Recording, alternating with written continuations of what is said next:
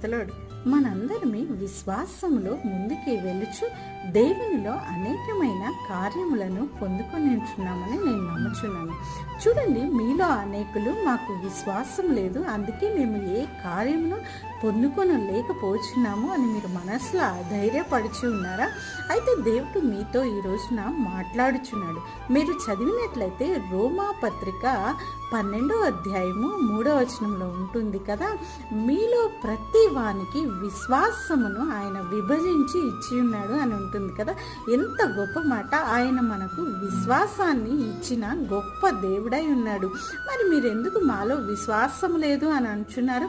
శిష్యులు ఆయన దగ్గరకు వచ్చి విశ్వాసము అత్యధికము చేసుకున్నట్టుకు మాకు ప్రార్థన చేయము దేవా అన్నప్పుడు ఆయన శిష్యులతో మాట్లాడుచున్నాడు కదా, మీలో ఆవగింజంత విశ్వాసం ఉన్నప్పుడు ఈ కొండను తీసి పక్కన వేయమన్నప్పుడు పడవేయను కదా.